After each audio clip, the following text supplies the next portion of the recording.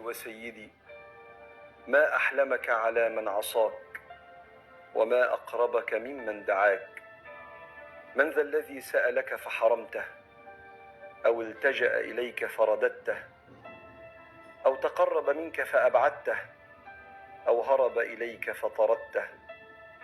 أعوذ بك من الذل إلا لك، ومن الفقر إلا إليك.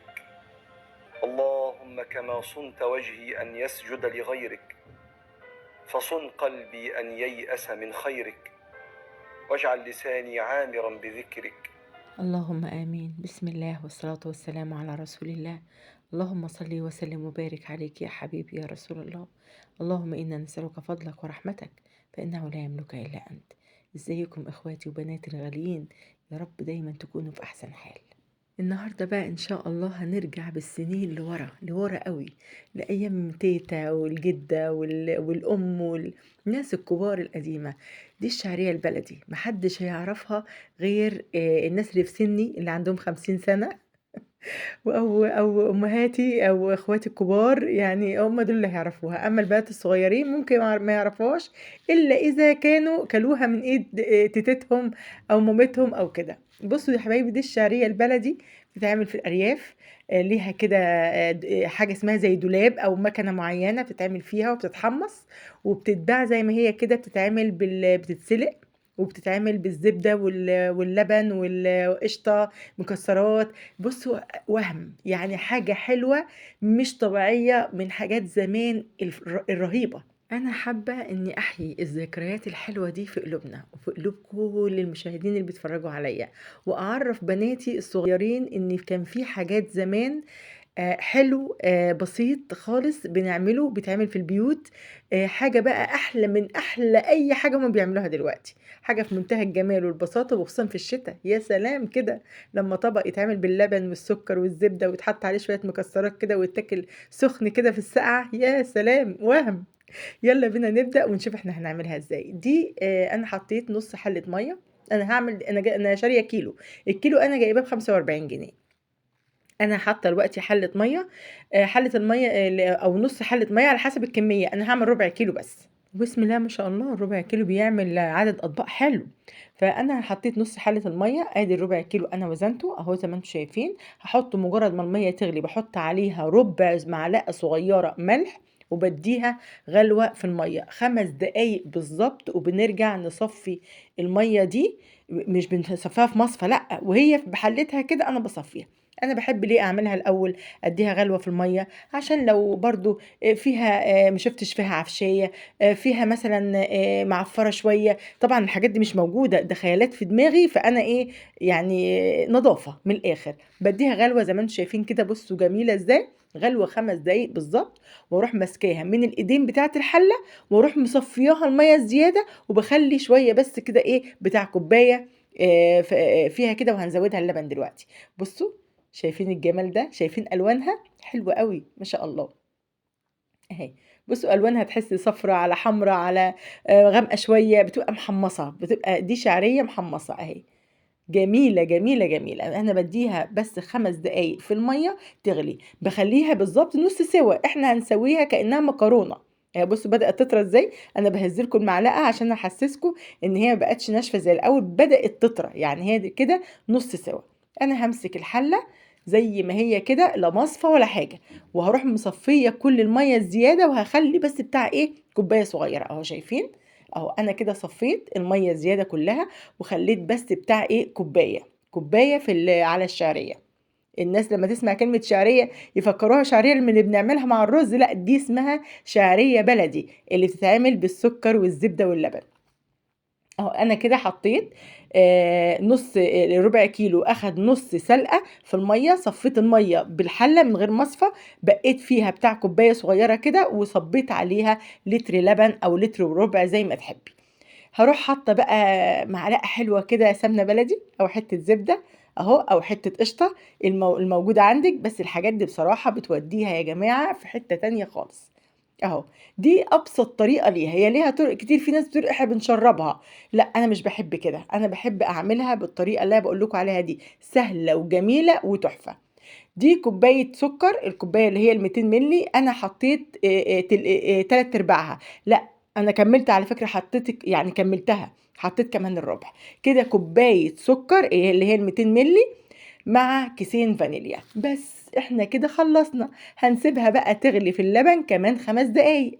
مجرد ما تستوي وتبقى زي المكرونه السباجيتي المسلوقه العاديه كده، يبقى خلاص خلصت. هنا بوريكم هي استوت. بصوا انا بوريكم قد ايه طريه، بهزها معاكم كده، بهز المعلقه عشان تشوفوا قد ايه طريه اهي. بصوا شايفين الجمال، شايفين الالوان وجمالها، يعني فيها خصوصا المحمصه اللي سنه محروقه دي بتبقى تجنن في الاكل اهي. كده احنا خلصنا وطفيت عليها النار. تمام. لبن، زبده، سكر فقط لا غير. مش هتحطي زبده حطي حته سمنه، او بلاش سمنه حطي حته قشطه، المهم انت هتحطي عليها حاجه زي كده. كده احنا خلصنا حبايبي، ويلا بقى نعبيها في الاطباق. هنا دي حاجة اختياري، يعني أنا عندي هنا شوية عين جمل كسرتهم أو سوداني على حسب الموجود برضو أهو. بقول لكم ده عين جمل متكسر. هنا زبيب بجوز هند بس كده. انتي عندك زبيب بس، جوز هند بس، عندك يعني شوية سوداني مجروشين كده، مفيش حاجة خالص. هي مش محتاجة، هي من جمالها بتحكي عن نفسها ومش محتاجة خالص. روعة. بصوا شايفين الجمال ده، ولازم تبقى مسقسقة في الحليب كده. هي عشان سخنه، مجرد ما بتبرد بقى بيتحطش عليها نشا. كويس ان انا افتكرت النقطه دي، اوعوا تحطوا عليها نشا، دي بيتحطش عليها نشا خالص.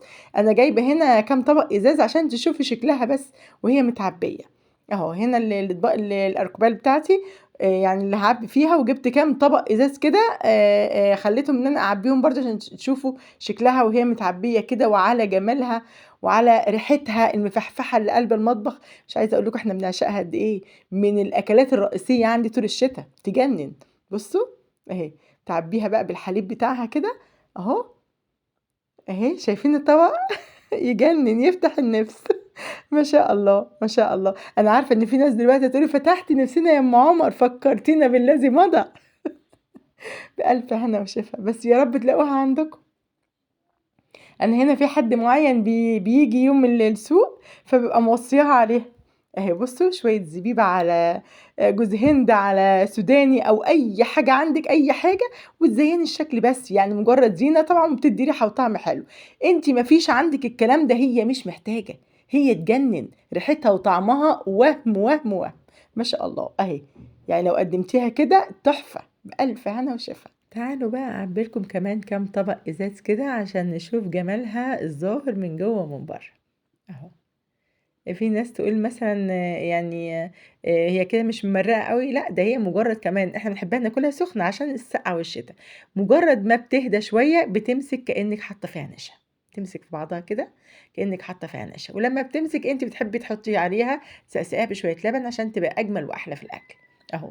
بصوا الطبق، بصوا الطبق من بره ومن جوه، والوش بتاعه تحفه ويجنن ازاي. حاجه بسيطه جميله من حاجات زمان الروعه.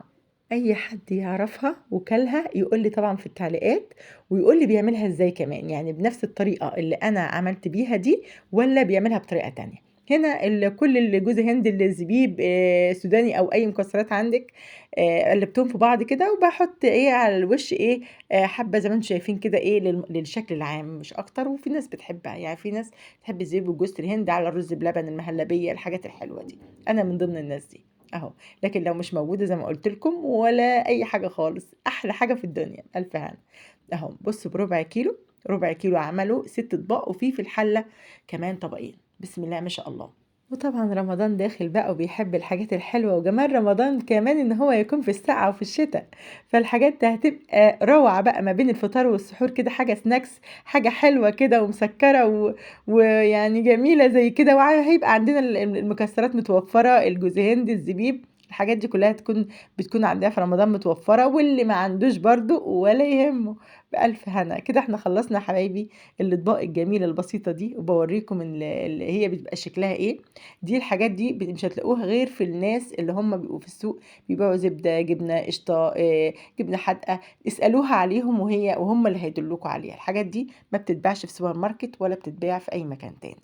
حاجات زمان اللي ملهاش مثيل. والله أنا لمّا جِبتها ما كانش في دماغي خالص أصوّرها، بس أنا يعني قُلت لأ لازم أصوّرها وأحيي ذكريات جميلة في قلوبنا كلّنا من إيدين الناس الكبار اللي عمرهم ما هيتعوّضوا، ودي حاجات طعم وريحة و و يعني حاجة حلوة عمرها ما هتتعوّض مهما اخترعنا ومهما عملنا، هو ده الأصل وهو ده جمال زمان وطعامته وطبيعته وبساطته. وبألف هنا وشفا، اوعوا تنسوا اللايك يا حبايبي عشان الكل يستفيد والكل يشوف والكل يتذكر الحاجات الجميلة بتاعت زمان دي. كل سنة وانتم طيبين، أيام مباركة داخلة علينا وأيام مباركة هتهل علينا يا رب تهل وإحنا جميعا في أحسن حال، ويرحم أمهاتنا ويرحم جداتنا ويرحم كل الكبار الغاليين اللي راحوا، يا رب يكونوا في مكان أفضل وبرحمة من ربنا وفضل يكونوا في الجنة ونعيمها.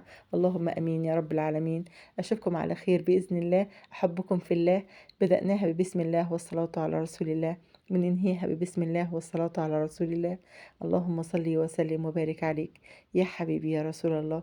كل سنة وانتم طيبين وكل دقيقة وانتم في ألف خير وسعد، وأنا يا رب دايما تكونوا بألف سلامة وبألف خير انتم وأولادكم وأسركم، ويزيدكم من فضله ونعيمه إن شاء الله. مع ألف سلامة.